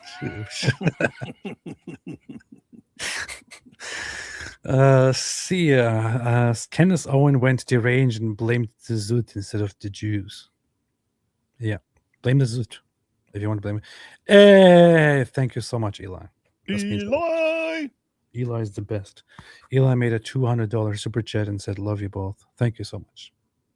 I really, truly appreciate that. Truly appreciate that. Thank you. And God bless you, bro. Noel, the joke in my last the joke in my last super chat is that objects to baptizing babies and not the blood stuff. I think some people did get it. Okay, we apologize. It wasn't received very well. That's no. actually funny. That's actually funny. Yeah. If I was like, and the Baptists, they baptize their babies in the blood of the Orthodox. And then the response is, they don't baptize babies. That's funny. Okay, now it makes sense. Thank you. Songs of Relief knows that the ministry of Silly Walks himself will hold aloft the holy hand grenade of Antioch and count 3, not 5, etc. in thy mercy.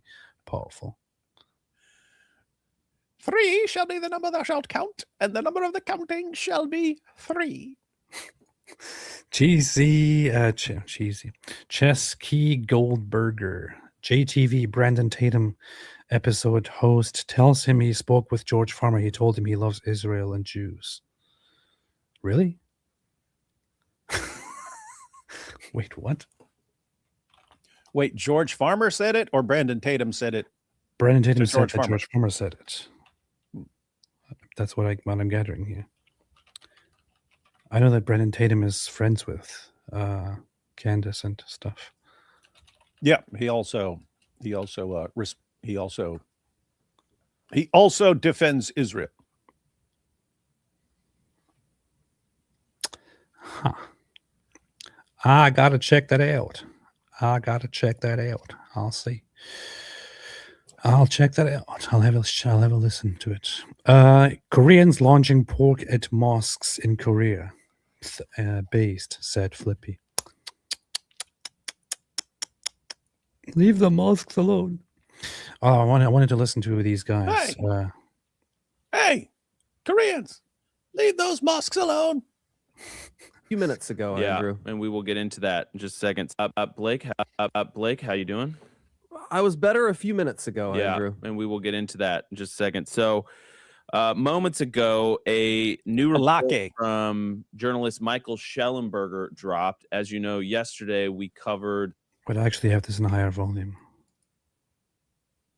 Because David always complains it's too quiet. That was new report from journalist Michael Schellenberger dropped. As you know, yesterday we covered the backstory, but what really happened with the screen grabs, the notorious screen grabs now, and I revealed to this audience that I did in fact share that screen grab with Joe Kent, and Joe suggested that I leak that publicly. I declined. I went back through our messages, and he suggested I do so twice. I declined. Obviously, those were private messages. I wanted to keep them private for Charlie's sake. I thought that was honoring my friend. Anyway, so this new okay, so for context, what he's talking about here is because he brought that up in the previous episode,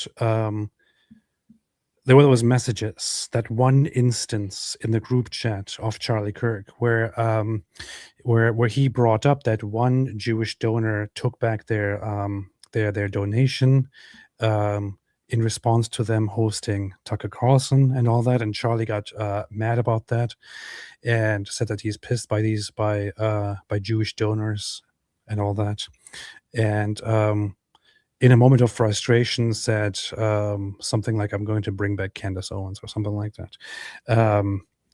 It's one of the biggest pieces of evidence that the Israel people are now using, that Israel killed Charlie Kirk. And it was a moment of frustration by Charlie Kirk. Afterwards, he gathered himself again and continued his work. Donors have the right to take back their donations or to no longer make their donations. And Charlie has every right to be outraged about it. When you are angry, you say things that you don't really want to say, right? Happened.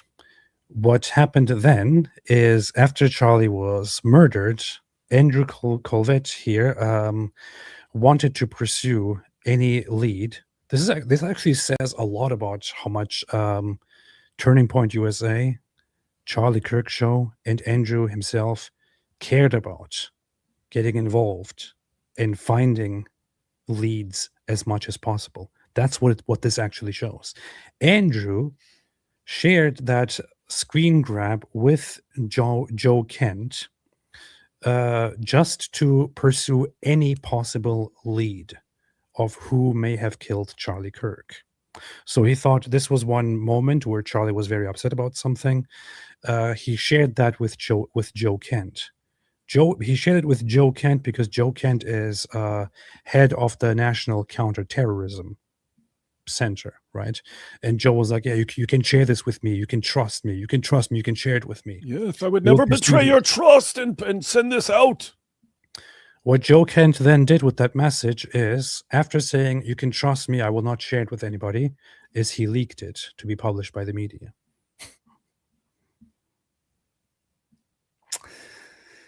That's the kind of person that Joe Kent is.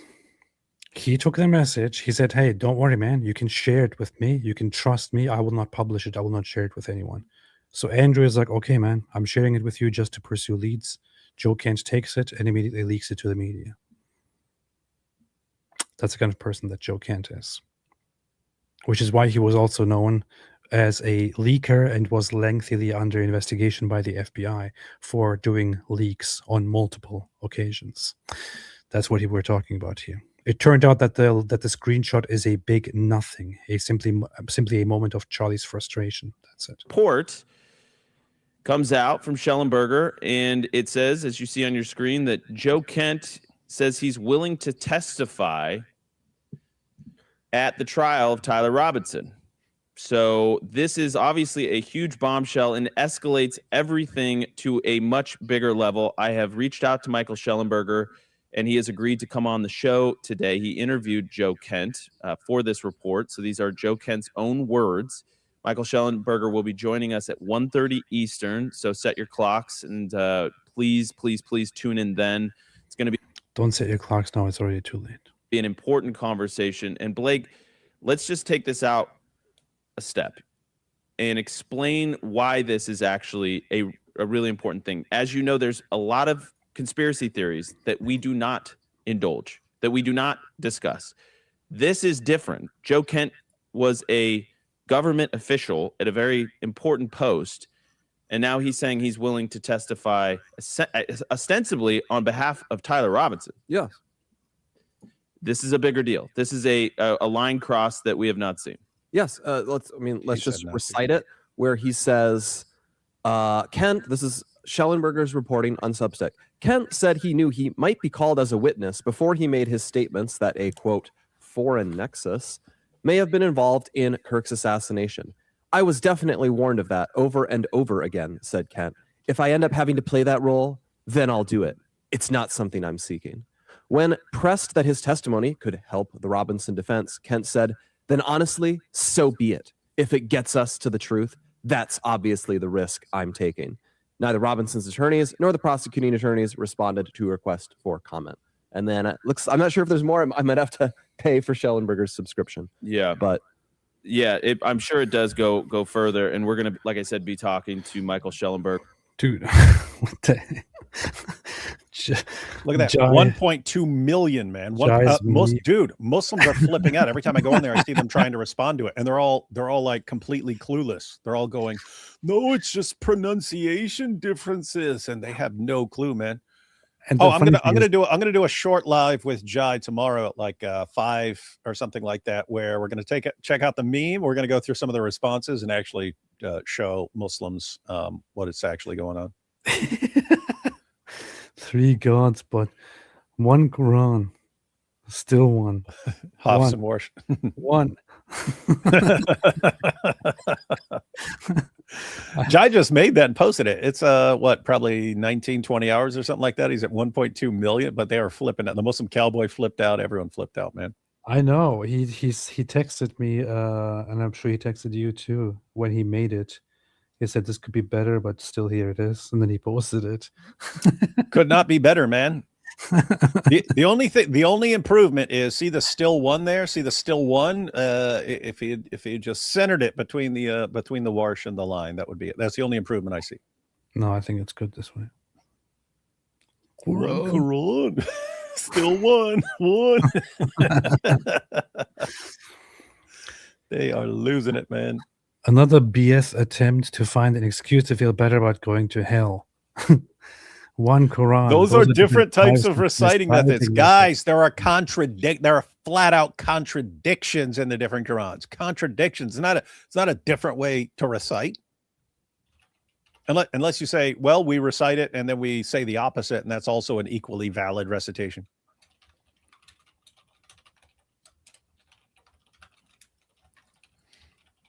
I'll give you an example, guys. It's Surah 11, verse 81. Some versions of the Quran say that it's the story of Sodom, but some versions say that Lot's entire family went out except his wife. So they all went out except his wife. So his wife stayed behind. And then other versions say, and they all went out and no one looked back except his wife. So she went out, but then she's the one who looked back. And so guess what? She either went out or she didn't go out. That's a contradiction. Some versions, she didn't go out, she stayed behind. In other versions, she went out, but then she looked back. That's a contradiction. Hey, look at this. I even asked, the AI has learned it by now. Are Hafs, Qalun, and Warsh simply different recitation methods of the same exact Quran text? Hafs, Warsh, and Qalun are not simply different accentual ways of reciting the exact same text. While they are all considered authentic modes of recitation, Qira'at within Islamic tradition and originate from the same Uthmanic skeleton, they have thousands of minor differences in vowels, dots, and at times entire words, which can lead to differences in meaning, grammatical structure, and even verse numbering. And then it goes further to explain it. This is very, very funny. So, this is very, very funny, man. Mm-hmm. List of pagan celebrations in Christianity. Oh gosh, Saturnalia, Sol Oh, yeah. Invictus. Yeah, here's where you need inspiring philosophy on to just completely wreck this nonsense. Oh gosh, look at Saturnalia, Sol Invictus, Christmas. Yeah, what are you doing? yeah, and look, he's got Easter and Easter there. Yeah, Easter, Halloween, All Saints Day. Dude, you don't even know what the hell you're talking about. no, he doesn't. That's the sort of thing like IP would just wreck. Terrible, terrible attempts at trying to defend Islam and pointing at Christianity. It's getting sad. Sad, very sad, very sad. In the second half of next hour at 1:30 Eastern, and I can't wait to hear what he has to say. This to me is galaxy brain run amok, and let me explain why I say that. Jonathan Turley, who is I guess he's a contributor to Fox News, legal contributor. He's a professor of law at George Washington University, said that 90% of the evidence accumulated against Tyler Robinson could be thrown out. So the defense could be successful in throwing out 90% of the evidence, and he would still be found guilty of murder. Let's refresh people. There is a murder weapon that was found near the site of the shooting. I just want to point out to everybody, there's this online popularizing of insane and ridiculous and unreliable people like Candace Owens and Tucker Carlson and the others and all that, while currently attacking these guys here, Andrew and Blake. If anybody values Charlie at all, the one people that you should be respecting and listening to here are not Candace Owens or these other people. It's these two guys. If you watched Charlie Kirk's show before he was killed, Charlie Kirk was with these guys all the time on his show. He spent time with these guys all the time. They are very good friends of Charlie. They are good friends of his family. Andrew Colvett to the right is his main producer. He was around Charlie all the time, spending his day and his night running around, organizing and doing things for Charlie all the time. He was literally doing nothing else. He was spending his 24 hours every day running around and getting things done for Charlie and for Turning Point USA. He was helping his family. He was very close to his family. When Candace Owens was laughing about Charlie Kirk and was pointing out how controlled and brainwashed Charlie Kirk is, these guys were together with Charlie the entire time. They were his guys. And now people actually want to throw these two guys away and listen to an online click prostitute like Candace Owens about what Charlie Kirk is.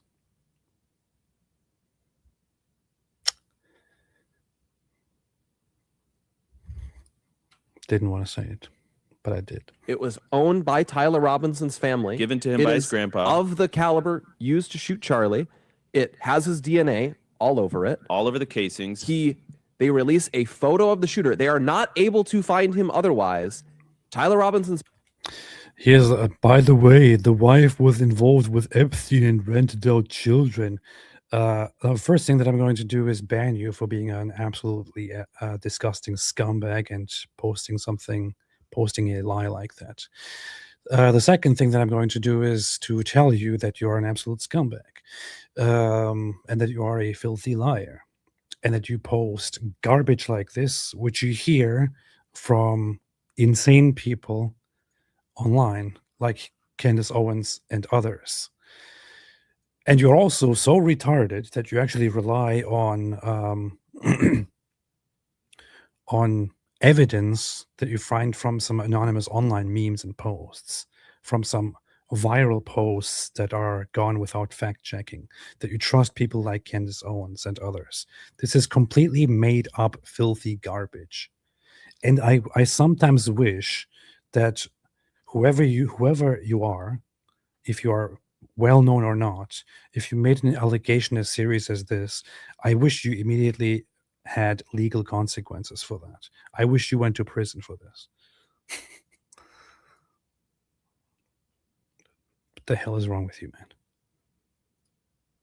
Parents see that photo and think, that looks like Tyler. They begin asking him things like, where is your, I believe it was his grandfather's gun.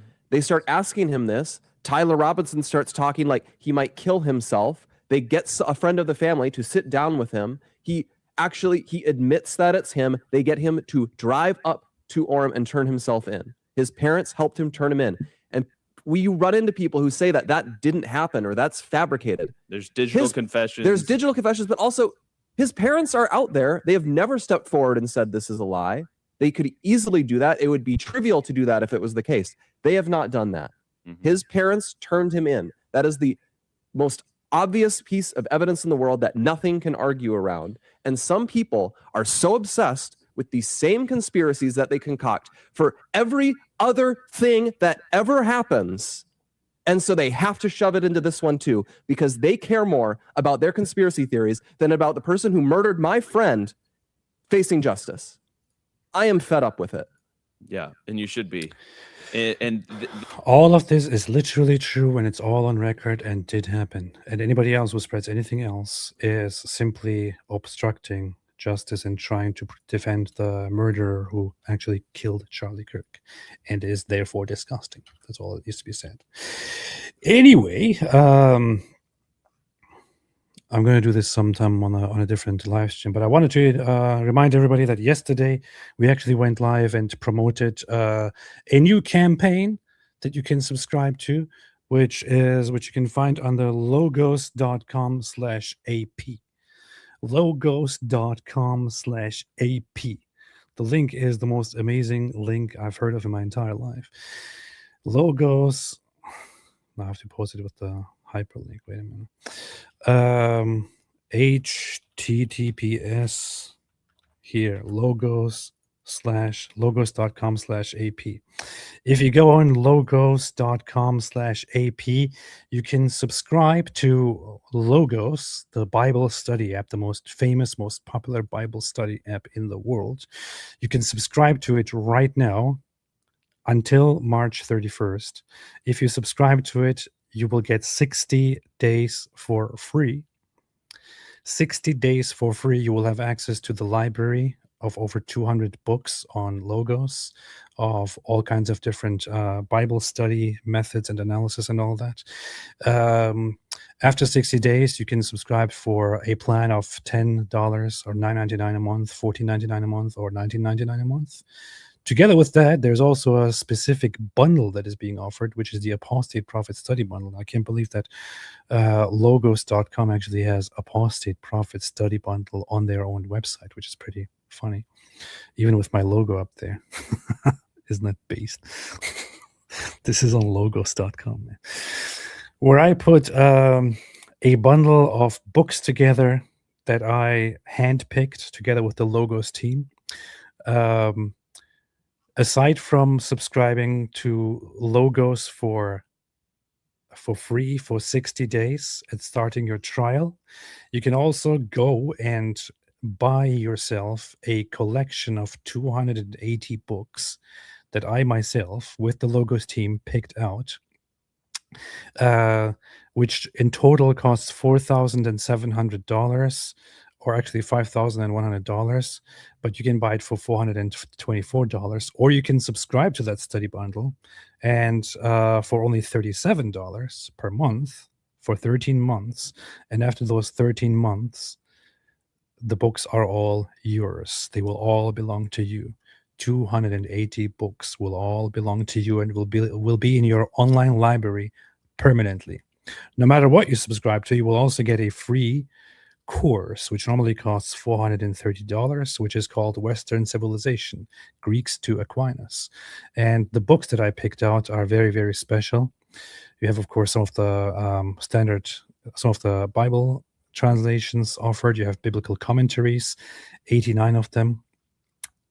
You have dictionaries and encyclopedias, theology dictionaries, Old Testament studies, New Testament studies, biblical studies. You have certain texts about what it means to be a Christian, how to properly understand Christianity, how to properly understand Christian theology and Jesus, different courses on apologetics, but also very, very specific texts that I personally really, really, really love. I included a lot of books from the early church fathers, books from the pre-Nicene and post-Nicene scholars and fathers, exploring certain themes that I think people don't talk about enough, which I personally love a lot, like the incarnation, Jesus as God becoming flesh, church history. There are also a lot of books that involve exploring Judaism and Christianity's ties with Judaism and Jewish history and culture and roots. There's a lot of stuff on Islam. So you don't just get studies about Christianity and the Bible. There are also texts included that directly criticize and critique and deeply analyze Islam. There are even Robert Spencer texts involved here. You have Islam in the Bible, questioning Muslim idiom translations, a short guide to the Islamic faith, Islam is Prophet, People, Politics, and Power, Islamic Studies collection. You have books involved that are about loving your Muslim neighbor, but also analyzing what Islam actually is, and multiple other things. Books that unite different Christian perspectives, the Protestant, Orthodox, Catholic perspectives. I have some Orthodox things here. I included one of my favorite books ever, which is The Orthodox Way by Callistos Ware, and multiple other books. So you can buy this. You can subscribe to it and pay $37 a month, and then you own all of these 280 books after 13 months, or you can buy it all at once for $474.99, or you can simply subscribe to Logos, the app, and already have access to over 200 standard books for free for 60 days. If you don't do anything else, sign up for a 60-day trial of Logos and check it out for yourself and use it for free. David can tell you all about how fantastic Logos is, because it is fantastic, and I myself use it. You can find all of this under logos.com/AP. Logos.com/AP. Logos.com/AP. Subscribe now. What's up, David? I was just looking to see if you had the slight bit of common sense to include the link in the description. I didn't think about it before. That's pretty dumb then, isn't it? Yeah. Shouldn't that be normal? Shouldn't that be like support AP and then get Logos? Get Logos. Logos. Wouldn't that be obvious? Wouldn't that For be free. obvious to any man with any degree of common sense? I'm not a man, I'm a prophet. Okay, I included it right now in the description. So, DJ Ty Singer says, David has been using Logos longer than AP has been alive. Yeah, I think I got it in like 2007 or something like that. So you can confirm that Logos is based? Mm-hmm. Absolutely based. So if you want to be as based as David, go on logos.com/AP and subscribe to it for 60 days for free. And by doing so, you're also supporting the channel. You're supporting the channel. So if you want to support the channel and also get something amazing in return, do that. Do that. Do it. And have Logos. Ashmay, studying John Clemarchus with our priest, John Cleese, narrating Screw Tape came up, made a joke about John Cleese not being John Clemarchus, priest laughed. That's funny. Along those lines, I just checked, and that's old. So he says, studying John with our priest. John Cleese narrating Screw Tape came up. I I just went ahead and checked it because I was like, how would people even find that now when it was like decades ago? But it is on YouTube, guys. It is? The whole thing. It's 3 hours and some change. The whole thing. Oh, yeah. According to what David just said, that he started using logos since before I was born, but he only started using it in 2007. That means I was born after 2007. Yeah. I'm pretty young, man. You're like 4 years old, man. Looks like got really rough in such a short time. House of Hekma. I just paid for a 5-minute argument. No, you didn't. Cool. Philip says, Do you even know what that was, AP? No, what was it? It's a Monty Python skit. You go into this place and you pay for an argument. He says, I paid for an argument. He goes, no, you didn't. No. Wait, and he goes, is this the place for an argument? He goes, I've told you once. And he goes, no, you didn't. He goes, yes, I did. And the guy starts complaining. He's like, we're not arguing. You're just contradicting everything I say. No, I'm not. I think I watched a few I tried a few Monty Python things, and no, I saw Monty Python and the Holy Grail when I was a kid, and I then tried when I that. found out they did other stuff. I would always So I check it out. tried the Holy Grail once. I tried different Monty Python things. I think I saw clips. It kind of like the translation of the humor was always a little bit lost on me, I have to say. Yeah, some of the stuff doesn't work, man, but some of the stuff translates well. The Men from Yorkshire clip. Well, I mean, I watched Life of Brian, and I thought it was overall funny, but some parts didn't translate to me as well either. But I thought it was generally funny. As an atheist, I thought I've never even seen that. I've only seen some clips, but no, some of these skits on their show are some of the greatest skits of all time. Noise. But you have to really understand like English humor. If you don't speak good English, you might not find it funny at all. Or if you don't understand English humor, you might not find it funny at all. Philip, AP, and David Wood, can you do a boom boom room with Freud interviewing Candace? That would not be the boom boom room, would it? Exorcism. That would be a skit. That would be a boom boom room is Muhammad interviewing. You've got Freud interviewing Candace. It's called a doom room and do Candace. Yeah. And AP could definitely play Freud because he crushed it last time, but there's only one woman who could actually play Candace Owens. John McCrae.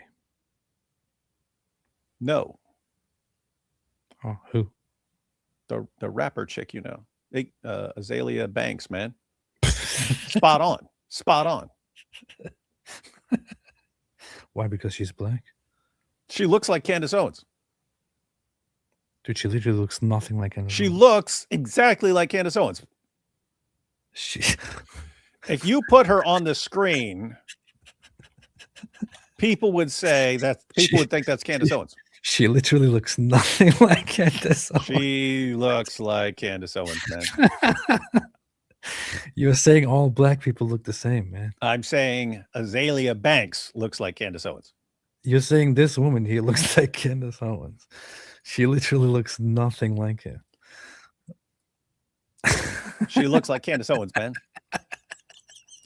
If she did her hair and makeup the same as Candace, she would rock the part of Candace Owens. If there's one person who looks nothing like Candace Owens, it's definitely her. She looks nothing like Candace different hair, different makeup, dead ringer for Candace Owens. Except that she's black. Look, Anastasia says she looks like Candace. Yeah. See, Anastasia look, is also she do racist. though. Yes, she does look like Candace. Steve says, I can see it. She do. See? Bunch of racists here, man. So many racists here. Now let's put Candace Owens on screen. Here.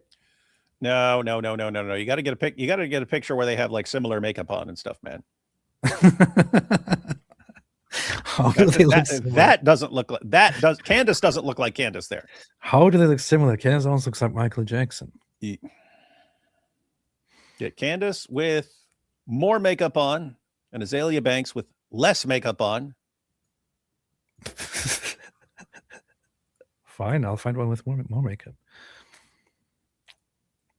Since you want to insist. Here's Candace Owens with more makeup on. Mm-hmm.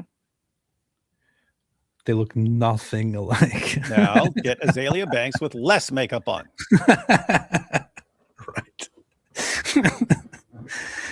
Man. And look, have Grok put the same haircut and the same makeup on both of them and tell me she couldn't rock the part. And make Grok change their faces and make them look similar. Yeah. That was wild. David is like, all black women look exactly the same. RCA Moore was also known as a leaker. He was a leaker.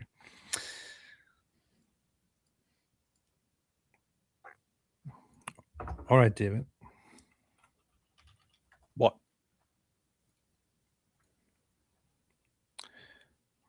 I was going to bring up Brianna, but she's not black enough. Okay, anyway, forget about it. Movie remakes are just different recitations of the OG. Yes, exactly. No, different rectation. No, recitations. It says Mike rectation. Rochwinger. Whenever the Candace call says, "Why does Erica Kirk do?" I usually respond, "Well, if you guys didn't kill Charlie, it triggers him so hard." Go for him, mate says, "Love you, praying regularly for you all." Thank you. I appreciate that. Metalmorpha says, "Why is the Book of Nicaea not on the list?" We couldn't find it. It was removed by the Bible people. Yeah, you can't even find it anymore. They destroyed it. They burned them all. Yeah. Mike Winger uses logos. AP uses logos. Coincidence? Yeah. I only use logos because Mike Winger uses logos. No, that's actually a dork, Mike Winger, thinking he can be smart and try to learn the stuff we know to try and deceive more people. Nice. AP, will you ever interview Rupert Lowe? I would be honored to. I wouldn't ever interview anyone named Rupert. You know what? Maybe Period. I can actually arrange that. You say, "Hey, David, you need to have an interview with this guy. What's the name? Rupert." Ah, that's it. No one named Rupert. You know what? Maybe I could even arrange something like that.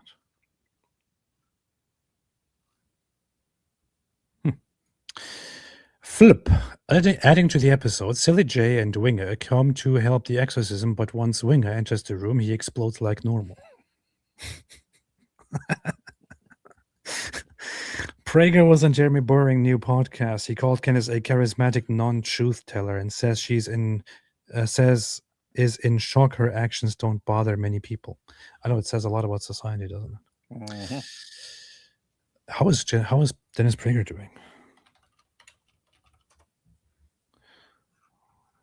I wonder how he's. You could probably look up the interview and that would tell you. Yeah. We'll check it out. It was at 37, the Brandon Tatum George Farmer thing. I shall check it out. -897. I heard the Zut verse is actually Sahih in Arabic, but they incorrectly translated it to Da'if. The Zut did, yeah. Mike Rochwinger, David probably thinks Fentanyl Floyd looks like Obama. No, he thinks he looks like. Now you're talking like Candace. Talking trash about Floyd. Yeah. Sega Boy, actually Candace looks like 80s singer Jermaine Stewart. No, she looks exactly like Mike Winger? Michael Jackson. No. No, I just got confused. Michael Jackson. She looks like Michael Jackson. She looks sometimes I look at Michael Jackson and I think it's Candace Owens. Sometimes I look at Candace Owens and I think it's Michael Jackson. So, and he's suspicious he died just before Candace Owens became famous. So, just saying. And he had a lot of connections to Israel, as people like to say. Just saying. Or David, anything else? Anything else, David? Nothing? All right. Everybody, right now, go on logos.com/AP and subscribe to Logos for 60 days for free. I'll see you there. I am not available tomorrow. I can't do live stream with you. Sorry, David. I I would didn't try. want you I know to. I know. I it go upsets you. live I know with it makes I go you live with sad. Hatoon Wednesday evenings, and before that, I'm going live with Jai. No one wanted you involved in any of that. This is just your way of trying to say that you're very upset that I can't go live with you tomorrow. But I can't go live tomorrow with you. I'm sorry about that because I'm traveling tomorrow through Friday doing important stuff. So I will see y'all very, very soon. Until then, thanks everybody for watching. As always, have a fantastic day. God bless y'all and God bless America. Stay away from Islam. Why are you laughing?